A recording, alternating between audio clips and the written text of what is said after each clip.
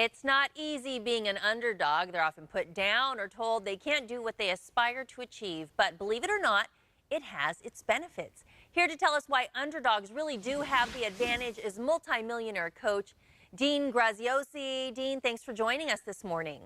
Uh, Good to be here this morning. So you say the first benefit of being an underdog is being motivated by those that say you can't. Tell us all about that. Well, first of all, thanks for having me this morning. And I've been watching your previous episodes. Great stuff in a time of uncertainty, a time when the world is scared, wondering what's going on.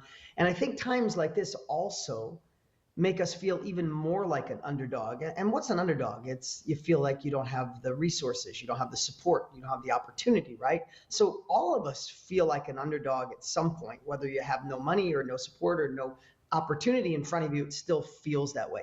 So the first one is motivated by you can't. Think about that. How many times in life have you already had a dream, a desire, an invention, want to start your own business, go for the promotion, but you get that inner self-doubt, or you get friends and family say, this isn't the time, wrong economy, wrong president, wrong this, wrong that, and you play small.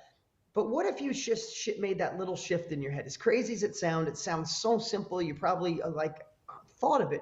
But what if every time someone told you you couldn't do something, it was actually a trigger to think, I must?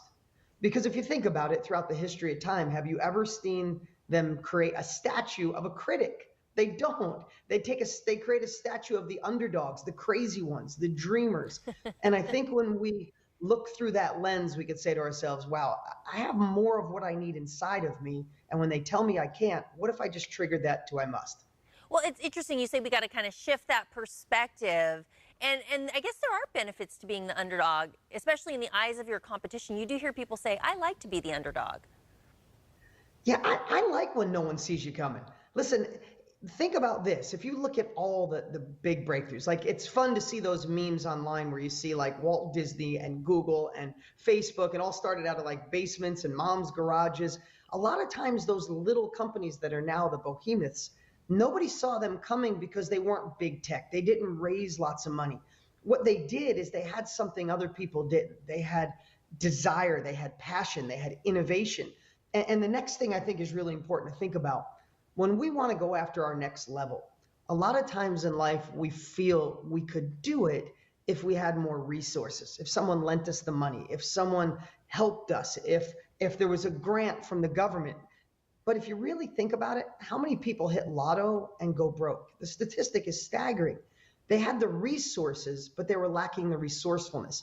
And one thing being an underdog does, it creates that desire to be resourceful, that no matter what happens, you figure out a solution. If that doesn't work, you try something else. If that doesn't work, try something else. Go back and study the founding fathers of America, Martin Luther King, Mother Teresa, some of the biggest companies in the world. They started with nothing. They were told they couldn't do it 1,000 times, but because, not in spite, but because they were an underdog, they became more resourceful and they unlocked something inside of them. And that's, I know sometimes people, when you're going through a tough time, say, no, I need more than what's in me. But do you really? Yeah, those are some good points you're making. And you're saying it can also make you enthusiastic and even help with heartbreak? Yeah, think about this. Think about how many times as a so-called dreamer, right? Like you go to high school or go to college and you have these big aspirations. And sometimes the people who love you the most, your family, your friends, put their arm around you and say, time to stop being a dreamer. It's time to get real. Time to get the job. Basically, without them realizing, they're saying it's time to shut down your dreams, shut down your full potential, and follow the norm. Get in line and do what everybody else does. And tell me that can't be heartbreaking. There's some of you right now watching this that have been in a job for 25, 30 years that someone else thought was good for you. But instead of using that as your anchor, what if that heartbreak got turned into enthusiasm? What if you could shift that and go, that was the path I was on, but now I'm going to take that to persuade ethically, to make an impact, to leverage what I want to do, to overcome rejection. And that actually becomes the fuel behind your sales rather than the anchor. And as we start the new year, as we celebrate Dr. Martin Luther King today, it's all about using that to our advantage, huh, Dean? We want to thank you so much for joining us. If you want more on this underdog mentality for success, go to deangraziosi.com.